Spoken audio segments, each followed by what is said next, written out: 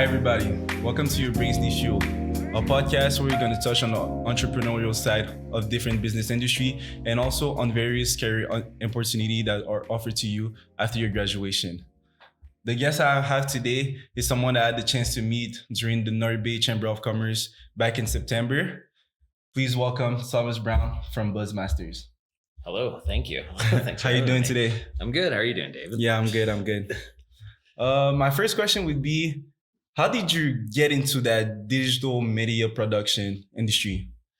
It's kind of funny. Like it goes way back in my life, but it's kind of come full circle in a way. So when I was a kid, Flash animation was just coming out. That might mean nothing to some of your audience, honestly, because now it's Adobe Animate is the name of the software that they use, but it used to be owned by a company called Macromedia.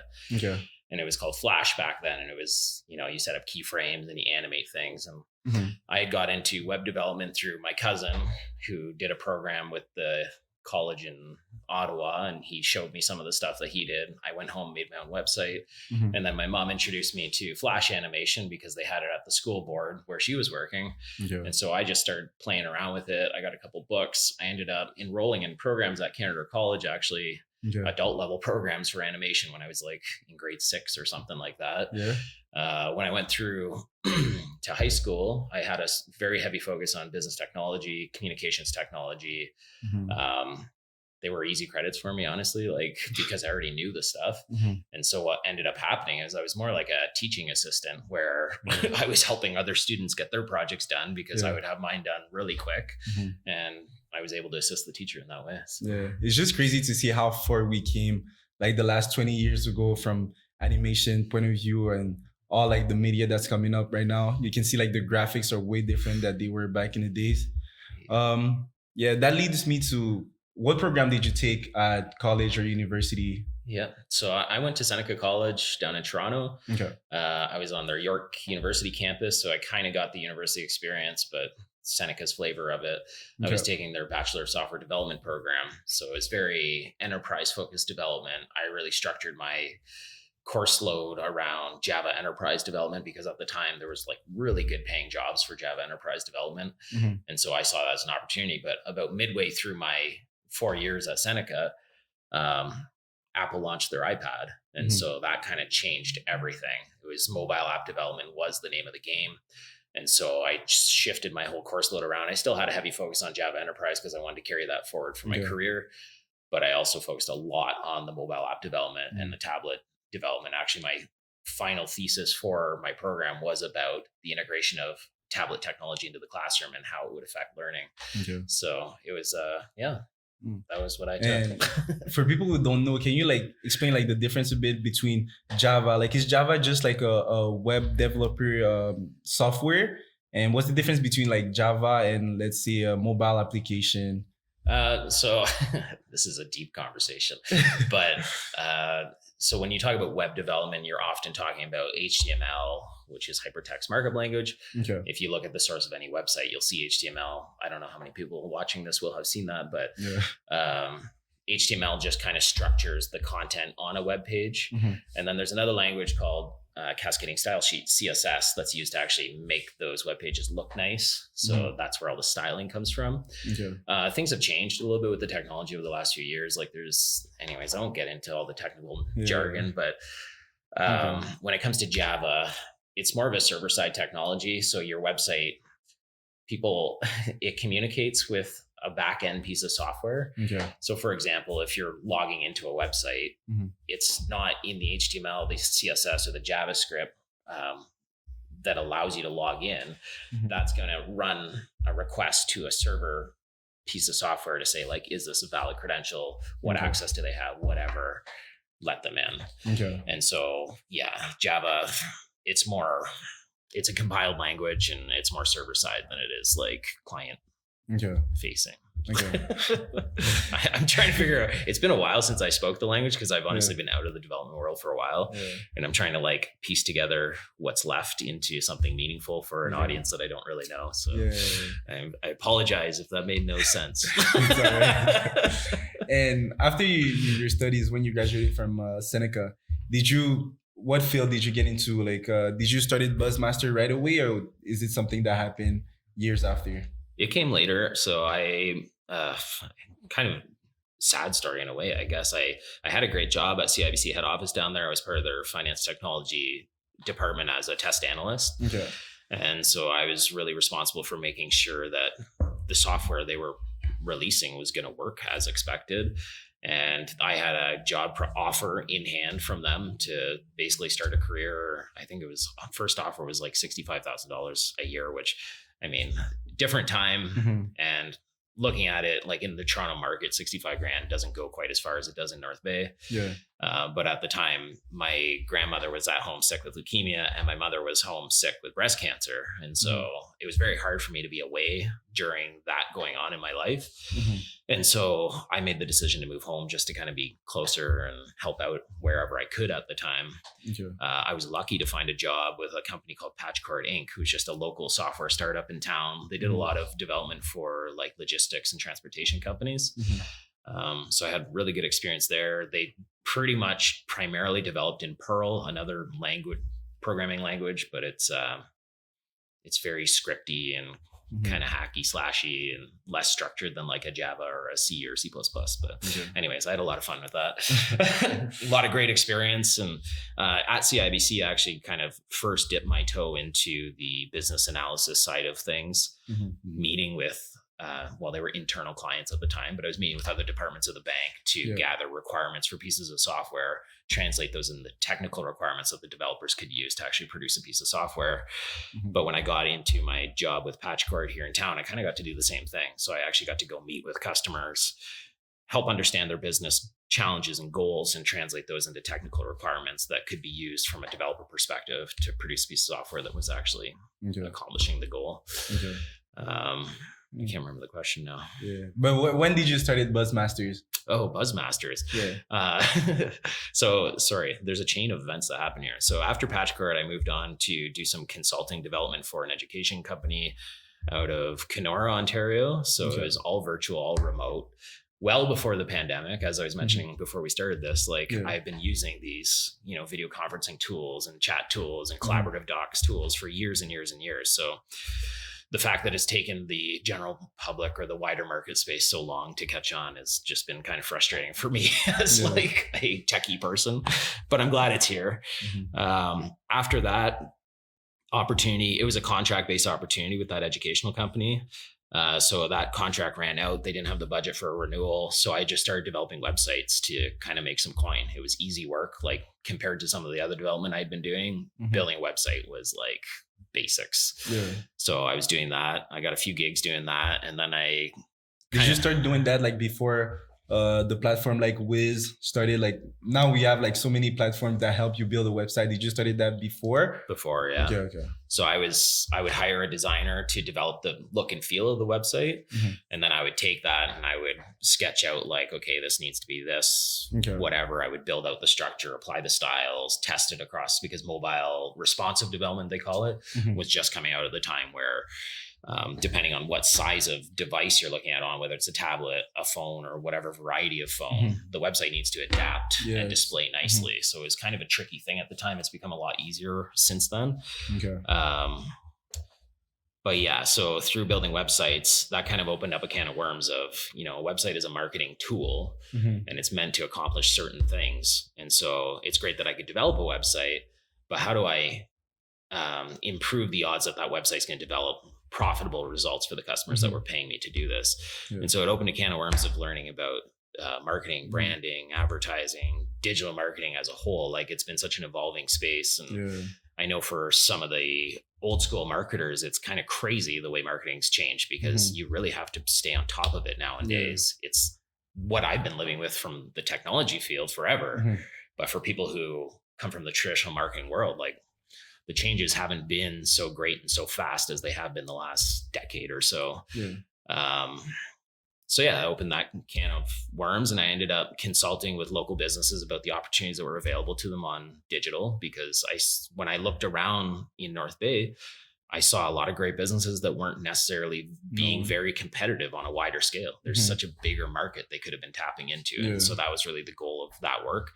That was my first kind of real business that I started. It was called Curve Front. I have to really enunciate that because there's a double fricative in there and it's a terrible brand name, put it that way. So I was glad when through the course of running Curve Front over 3 years, I ran into the two other founding partners of BuzzMasters, and we ended up striking up BuzzMasters. Yeah. And like, where did that name came from, like BuzzMasters? So initially, how did BuzzMasters start? There was 3 founding partners. One of them was named Brandon. The other one's Ryan. Brandon at the time had done a grand opening event for the Sugar Daddies Cupcakes and Catering Company. Some people might remember them. They still do stuff in town. I'm not sure what they're up to these days, but the way he posted that and the way he developed that content, seemed really unique and innovative in my eyes at the time. And I was really focused on what captures attention through digital marketing. So I was like, I saw an opportunity there. And so we arranged doing coverage at events. And so we would go do photos, create videos, post them in real time, like edit them on the spot, post them in real time, do audience engagement in real time. And we did that for Summer in the Park 2017. And we realized that we need somebody that can write, that really has a strong grasp of kind of the rhetoric aspect of what we're putting out there, because neither Brandon or I had that. And so I had awareness of Ryan through my involvement with the Chamber of Commerce, because he was involved with the Young Professionals Committee when I first started out there.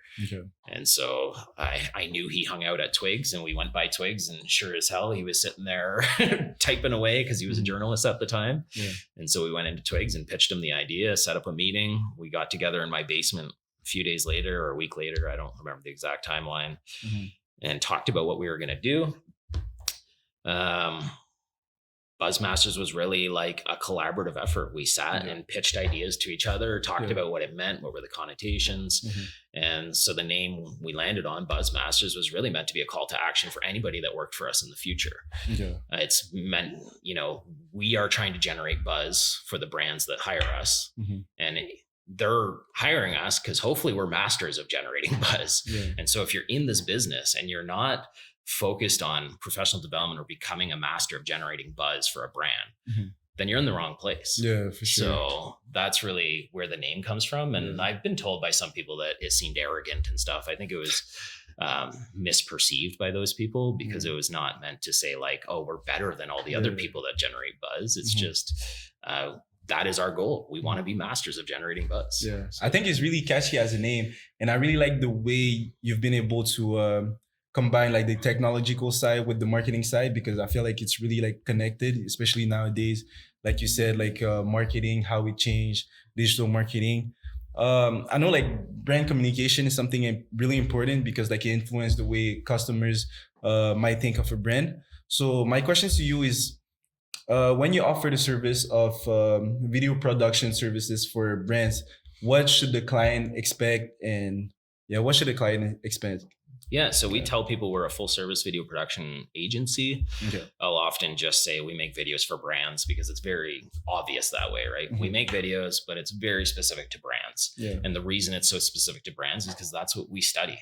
I study branding, marketing, advertising. I study emotion psychology, all these kinds of things. My business partner, Ryan, is a journalist. He's got a background in communications, writing, history, rhetoric, like the combination of our talents. I lost my train of thought. What's happening here today? I need a coffee or something. No, it's all right. I just wanted to know, like, what should the brand expect when you offer those video service? Yes, we're full service.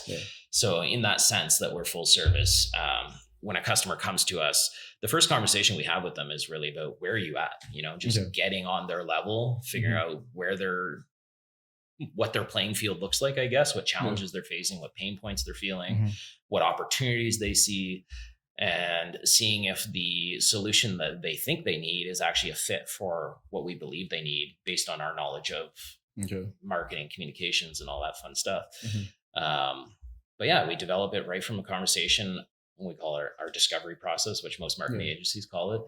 Just getting to understand our customers and then building a proposal that makes sense for them based on our skill sets and talents. And so, we do everything from that all the way through to delivery. So first step is a storyboard. After, there's some procedural stuff we do in terms of billing to protect ourselves and all that. But we do all the scripting, storyboarding. We do all the coordination of resources for the productions, whether that's actors, sets, props, makeup, whatever. If there's animation or motion graphics or 3D work that needs to be done, that all is coordinated by us. We're really we're a coordinator and overseer, quality assurance kind of service. But we work with a ton of different creatives across our region, Ontario, Canada, and at times people outside of Canada.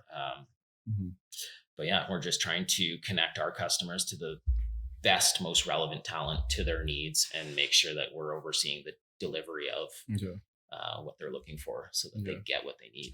Yeah, that's interesting. At the beginning, you touched a bit on like, now like you're an expert like in branding and marketing and all that stuff. Was it like self-taught because you said like you studied like in technology? Was it like the marketing side more like self-taught throughout like books, videos and stuff like that? Yeah, 100%. So I had a course in marketing in post-secondary and I didn't do good in it. So I didn't learn much from that. I'm sure I learned something. I did learn that marketing plus innovation is kind of an unstoppable force in a marketplace. But I've taught myself everything I know, like books, blogs, videos, online courses, podcasts, going to events, just really like feet on the ground, doing it the hard way. I think it's really important because nowadays we have so much information like throughout internet and just like meeting people. There's all these networking events where you can go and meet other people and learn that stuff. I feel like more people should tap into all those opportunities because that's where you can learn and find like what you're trying to do in life, you know? Absolutely. Like just to add on that, like I appreciate what comes from educational institutions. I think it's irreplaceable, but I do think you can get a very strong skill set through self-education, just based on my education. Look, I run a business. I run a profitable business based on stuff I've taught myself for the most part.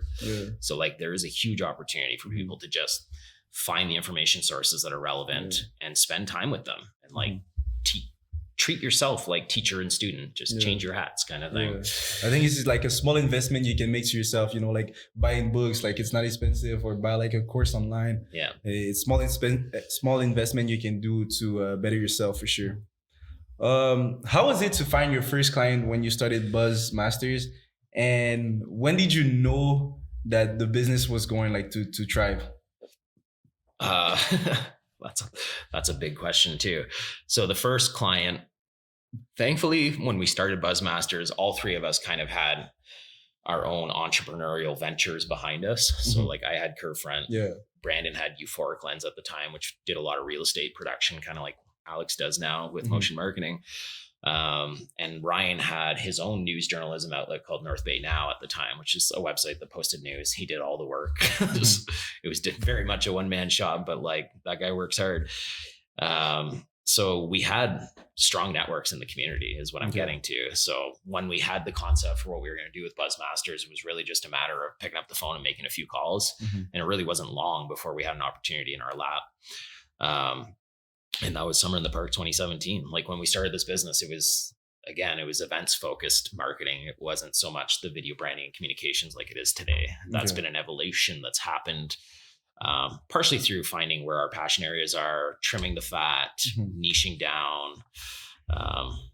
And I mean, the influence of some of the staff that have worked for us too, like they've helped us get more focused on what we should be doing. So that's good.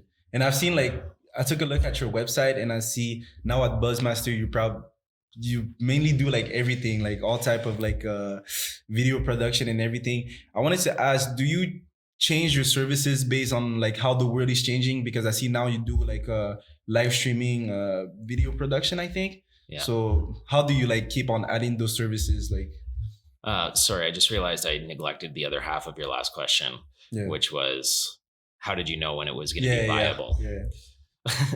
I thought it was going to be viable at the beginning of 2020. Oh yeah? Yeah. Oh, facts. COVID. Yeah, that's a big one.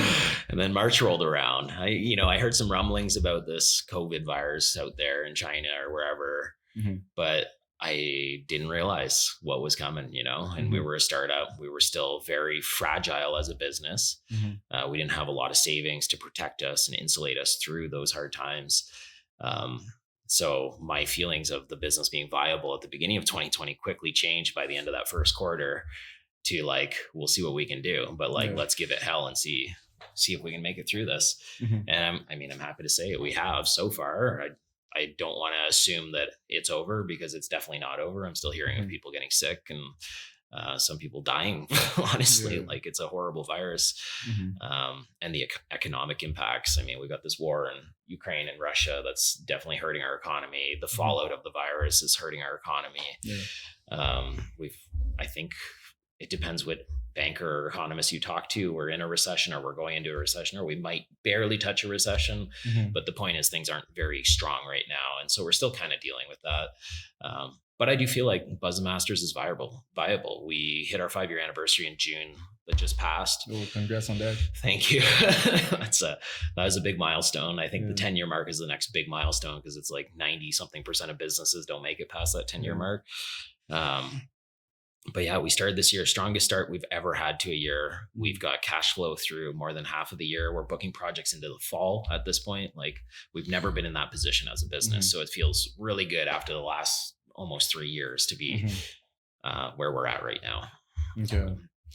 My business partner would say it's a product of hard work and perseverance. And it is. I have to agree with him, man. Am I allowed to swear on this or no? Okay, I won't. We worked really hard and persevered really hard. Yeah, that's the good way of saying it. But yeah, there's some good days and bad days as an entrepreneur, for sure. Yeah, definitely. It's learning everything. Like I always say, everybody's learning. A life is a learning experience, exactly. Right?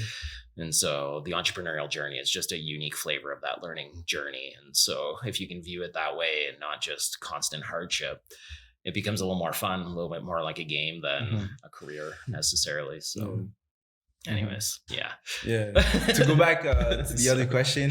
Sorry. Now you have like all the services that you offer at BuzzMasters.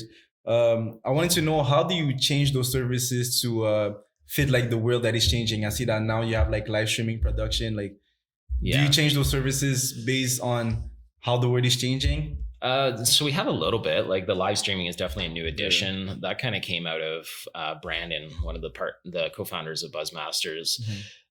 He wanted to do like video gaming live streaming. So he developed a whole skill set there that was kind of meant to be a research and development initiative for us, so that we could apply that to customers and provide those services to customers, which we've done and we have been doing.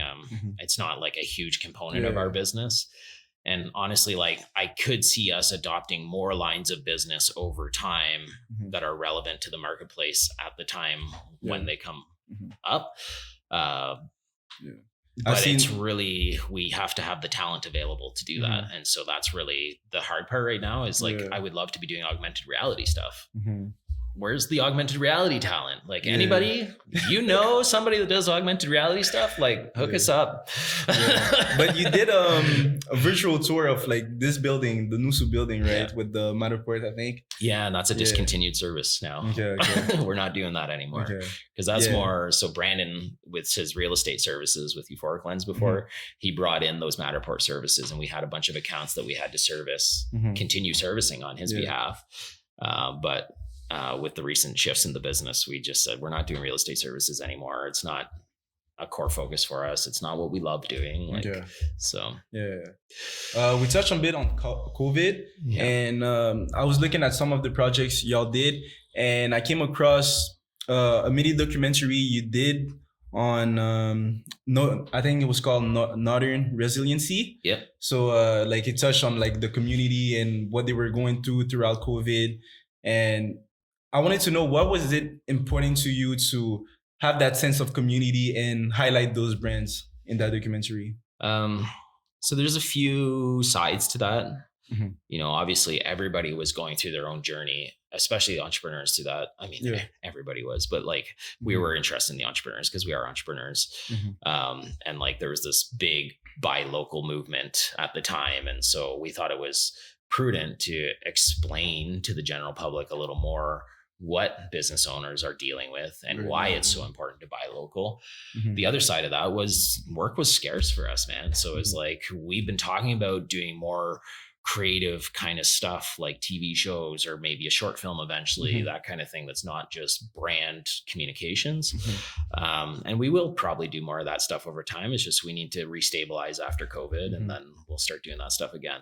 But Northern Resiliency was really meant to shine a light on the challenges of the local business owners, how the community was supporting them through it, while also creating, I mean, it was an opportunity, but it's not like it paid all our bills for the year. You know what I mean? Like it was stripped back pricing. We did it on the cheap for everybody. It was just a way to keep some cash flow moving through the business, keep our human resources at the time busy doing the work they love to do, and hopefully accomplishing something beneficial to the community and beneficial to the economy at large at the same time. So I feel like here in North Bay, or even like just like in the northern side of Ontario, there's like a strong sense of community. I feel like people are more tend to buy like locally. I feel like there's a lot of like branding that people advertise to buy locally. And I think that's a great thing, that even like business owners support each other and help each other out throughout crisis and stuff like that. I wanted to touch on, I know being an entrepreneur is like time consuming, can be a lot of stress, especially like when you start, or even like some challenges you face throughout it. I wanted to know, what is your life outside work? Like, what do you do to like, you know, like declutter or anything like that? That's a good question, David. What do I do outside of work? So there's a few things going on in my life. So I'm a senior officer of the Masonic Lodge in town. And I mean, there's lots of conspiracy theories about Freemasons, but really it's, we encourage each other to live with charitable hearts and take care of our fellow creatures on earth. And so it's not church, it's not religious, but in a way it's church for me. So it's helped me through the challenges of the last couple of years in a lot of ways. And I take a lot of pride in that. It's been an extremely valuable experience for me. It's taught me public speaking. It's taught me to formulate my thoughts and deliver them clearly and concisely. It's taught me how to memorize stuff. Anyways, not here to promote that too much, but that is a big component of what I do outside of work. Aside from that, like I've got a dad living with dementia that we just found out in July. So he's single and I'm one of his primary care partners. So I spend a lot of time taking care of him. My wife and I will watch TV like from time to time. I try to get like an hour of video games in here and there, a couple nights a week, maybe on the weekend, a few hours if I'm lucky. I have a home I need to take care of. So, you know, shoveling the driveway in Northern Ontario takes, you know, a good hour, depending on what you're doing, how much snow you got. So with my daily commitments, like it's mostly business, honestly. Like a lot of my evenings, I'll commit my evenings to go to chamber networking events or socials for BNI is another networking group I'm part of, or lodge or whatever. So that's kind of it. It's not too exciting. What are some people that you look up to for an inspiration in your life? So from my earliest memories, I went to school with a girl whose father was an entrepreneur who ran a design marketing firm. And I always found it fascinating that you could create your own opportunity and place of work and career and fund a household and a family. And I spent a lot of time dwelling on that as a kid. And I think that had a strong influence on where I've kind of landed in my life so far. In terms of other influences, like, I got a whole list of them, honestly. Like Bill Gates was kind of the first. I read his book, The Road Ahead, when I was a kid. And it was all about his vision for how the internet would change our lives. And it's crazy to have read that as a little kid and be living in that future now. Like even the fact that we're sitting here with this technology in front of us is kind of wild. Like the phone is insane. smart homes. That was all in his book. Anyways, Bill Gates, Walt Disney has become a major influence on me later in life, especially being involved in media and communications. I think that guy was a very special force in this world. Yeah. I don't know, like I can't speak to who he was as a person, but like the messaging in his creations is such a message of love in a lot of ways for others, and I think that that's an important message in the world in general. Yeah. Richard Branson from a branding perspective, and like just living it up and having a good time and leading the way on how to be a cool guy. Like, he has a pretty nice personality. It's pretty cool. Yeah. So I admire him a lot. He's done a lot of amazing things, and he continues to do amazing things. The systems designer in me really appreciates Henry Ford. Like that guy changed the game on the manufacturing lines and the way he set that all up. You may not know who Linus Torvalds is. Do you know who that is? Linus Torvalds? No. He's the guy that invented Linux, which is an operating system. No. Anyways, I like him because he's a mouthpiece. He's not afraid to speak truth to power, and he's in that technology sector. And I have a lot of respect for him. He's a quirky guy though. Yeah. Elon Musk is a cool guy. I shouldn't say he's a cool guy. He's done amazing things. I don't agree with everything about Elon Musk, but you can't deny that he's an amazing intelligence that is able to accomplish amazing things. Yeah, for sure. RuPaul, you wouldn't expect that from me, but RuPaul has designed a media empire that is amazing. Like, kudos to RuPaul. Steve Jobs has been a big influence for me too. Like, he's one of the autobiographies I've read, and I don't love reading autobiographies, but I've actually read his. Just a unique character.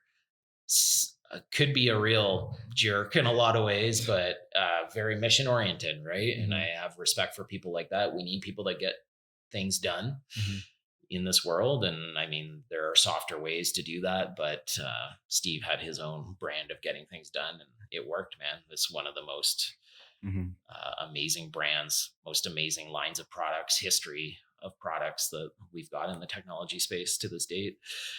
I read a lot of like Stoics, like Aristotle and Plato and stuff like that, mostly on the encouragement of my business partner, Ryan, who's really into that kind of stuff. And I've had to learn like rhetoric and just so I can speak on his level to him. So I've ended up reading a lot more Stoics than I ever would have thought I would.